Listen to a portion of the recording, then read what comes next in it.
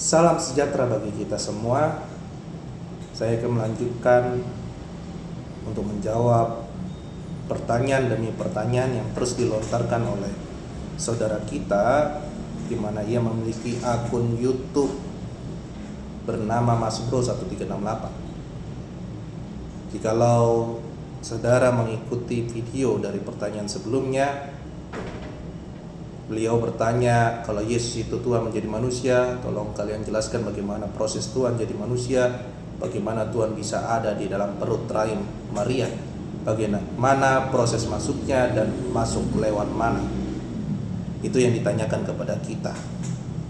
Dan saya menjawab bahwa jikalau ditanyakan prosesnya bagaimana, saya tidak tahu. Itu adalah suatu mukjizat atau keajaiban. Dan saya juga menegaskan bahwa apa yang terjadi kepada Yesus, kelahirannya tidak menunjukkan bahwa dia adalah Tuhan atau Allah. Saya ingin mengatakan bahwa perbedaan kelahirannya dengan manusia lainnya karena kelahirannya terjadi oleh karena kuasa Tuhan, karena pekerjaan Roh Kudus, sedangkan manusia lainnya oleh karena didasarkan oleh hawa nafsu yang dimiliki oleh manusia tersebut, karena memiliki tujuan yang mulia, yaitu untuk menebus manusia dari dosa. Saya menjawab itu. Lalu Mas Bro bertanya kepada kita, saya sudah tonton video kamu tapi tidak bisa menjelaskan bagaimana prosesnya. Saya sudah jujur mengatakan kepada saudara bahwa saya tidak mengetahui bagaimana prosesnya. Itu mukjizat atau keajaiban. Dan mukjizat atau keajaiban juga dijelaskan di dalam kitab suci saudara. Saya sudah katakan itu kepada dia. Dan mungkin beliau salah menanggapi jawaban yang saya lontarkan. Beliau mengira itu dasar saya mengatakan Yesus adalah Tuhan atau Allah. Ini adalah suatu hal yang keliru yang ingin saya luruskan. Mengapa Yesus disebut Tuhan atau Allah? Karena dia mencipta, karena dia memelihara, karena dia menebus. Itulah yang dilakukan Tuhan atau Allah di dalam alam semesta ini. Dan sudah banyak penjelasan-penjelasan yang ada di luar sana mengenai pengajaran iman Kristen yang menjelaskan hal tersebut. Saya tidak usah menjelaskan itu lebih lanjut. Lalu karena beliau salah memahami apa yang saya maksud, dia ingin mencocokkan kelahiran Yesus dengan kelahiran yang terjadi kepada Ishak dan yang terjadi kepada Yahya. Dan beliau mengatakan itu juga karena kuasa Tuhan. Yes, itu karena kuasa Tuhan, saya juga setuju. Tapi bukan berarti mereka ada tanpa melakukan hubungan seksual. Sekalipun menopause yang saudara katakan, bukankah Tuhan yang membuat seseorang wanita menjadi subur atau mandul?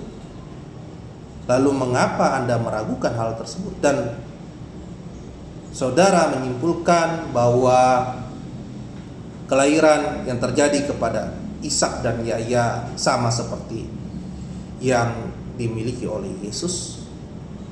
Bahkan saudara menyangkal apa yang dinyatakan oleh kitab suci saudara sendiri, yang mana kitab suci saudara setuju dengan apa yang kami miliki, baik yang dipegang oleh agama Yahudi maupun di dalam agama kami.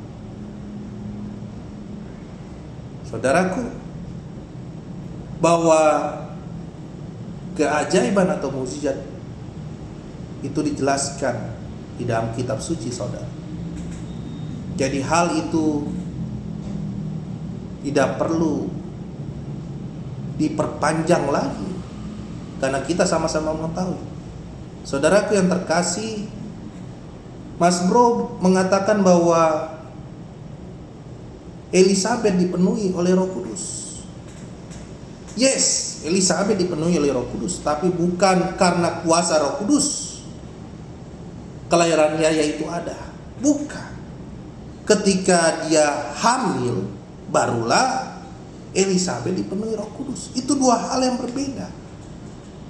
Bukan karena kuasa Roh Kudus, kehamilan benih yang ada pada Elisabet itu ada. Bukan karena itu. Itu jelas oleh karena progres pembuahan sperma yang dimiliki oleh Zakaria ketika berhubungan seksual dengan Elisabet. Sekali lagi saya ingin katakan, menopause bukan satu-satunya menjadi alasan Anda mengatakan bahwa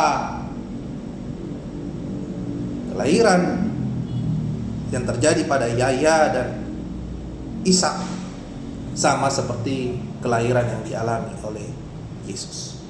Itu jelas sungguh berbeda. Dan saudara juga mengatakan kepada saya mengenai teknologi atau kemajuan eksperimen genetik yang uji coba terhadap hewan, itu tidak bisa disamakan dengan zaman sekarang, saudara. Kita berbicara tentang budaya di masa lalu,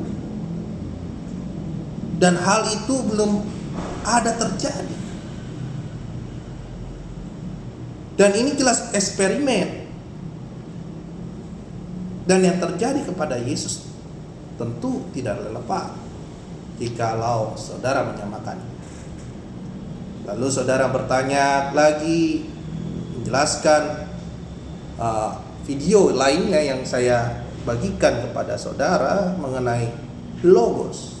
Saudara bertanya, fakta realita Tuhan menciptakan triliunan planet, kalau cuma planet bumi yang diisi makhluk hidup oleh Tuhan, terus buat apa Tuhan menciptakan triliunan planet selain bumi? Kemungkinannya cuma dua, ada makhluk lain atau tidak ada makhluk lain selain manusia. Karena jumlah planet sangat banyak, kemungkinan terbesarnya adalah makhluk-makhluk lain selain manusia. Pertanyaannya, kalau ada makhluk-makhluk lain selain manusia atau alien, apakah manusia, Yesus, anak Maria juga jadi Tuhan makhluk-makhluk tersebut? Saudaraku yang terkasih, saudara sendiri membuat pertanyaan di luar dari konteks iman yang saudara miliki. Saya mengatakan di dalam video mengenai logos itu, sebelum segala sesuatu ada atau diciptakan, Yesus sudah ada. Karena dia adalah logos yang dimiliki oleh Bapa. Dia adalah firman yang dimiliki oleh Bapa. Kalau di dalam perjanjian lama dikatakan dia adalah dafar yang dimiliki oleh Bapa. Itu jelas dilontarkan di dalam Yohanes 17. Nanti saya akan tayangkan bahwa dia sudah ada bersama dengan Bapa di dalam hadirat Bapa. Lalu saudara bertanya lagi kepada saya, dalam Kejadian 1 ayat yang ketiga Allah berfirman jadilah terang, maka terjadilah terang. Pertanyaan saya adalah, dalam ayat tersebut manakah yang merupakan logos? Ketika Allah berfirman di dalam perjanjian lama menggunakan kata dafar. Allah itu memiliki dafar di dalam dirinya, sehingga dia berfirman. Dan dafar itulah yang mengerjakan atau melakukan apa yang dikehendaki oleh Allah yang kami sebut Bapa. Ketika dia berfirman, ketika dia berkata-kata, ada yang keluar dari dalam diri Allah tanpa terpisah dengan dirinya, mengeksekusi apa yang dikatakannya. Di hari pertama hingga hari ke-6 ada pribadi yang memisahkan dari terang dengan gelap dan lain sebagainya hingga hari ke-6. Bahkan di hari ke-6 berfirmanlah Allah, dia menggunakan kata kita yang menunjukkan ada kejamakan di dalam diri, yang menegaskan di dalam iman Kristen bahwa di dalam diri Allah yang Esa ada jamak pribadi yang kami kenal dengan istilah Allah Tritunggal. Karena di dalam keesaan Allah itu terdapat 3 pribadi. Itulah yang ingin saya jelaskan di sana. Dan di dalam Injil Yohanes 17 ayat ke-5 ini jelas sekali, saudara. Dan tidak bisa kita katakan sudah ada segala sesuatu di dalam dunia ini selain bumi, ada makhluk-makhluk lain. Dan saudara berkata, apakah apabila Yesus itu adalah makhluk-makhluk lain, dia bisa diangkat menjadi Tuhan? Tidak bisa, saudaraku yang terkasih. Sebab sebelum dunia ada, berarti sebelum segala sesuatu, bahkan sebelum bumi ini ada atau planet-planet lain yang saudara sebutkan, atau makhluk-makhluk lain yang saudara lontarkan, itu belum ada. Dia sudah ada bersama dengan Bapa di dalam hadirat. Hal ini menunjukkan bahwa di dalam diri Allah yang Esa ada interaksi di dalam diri Allah antara Bapa dengan Logos sebelum dunia ada. Logos tinggal dan berdiam di dalam diri Bapa sebelum segala sesuatu tercipta, dan Bapa telah mengasihi Logos sebelum segala sesuatu ada. Yohanes 17 ayat 24. Maka saudaraku, yang ingin saya tegaskan kepada saudara, bahwa Yesus dinyatakan Tuhan atau Allah bukan karena dia dilahirkan berbeda dengan manusia lain, tapi karena memang dia adalah Tuhan atau Allah itu.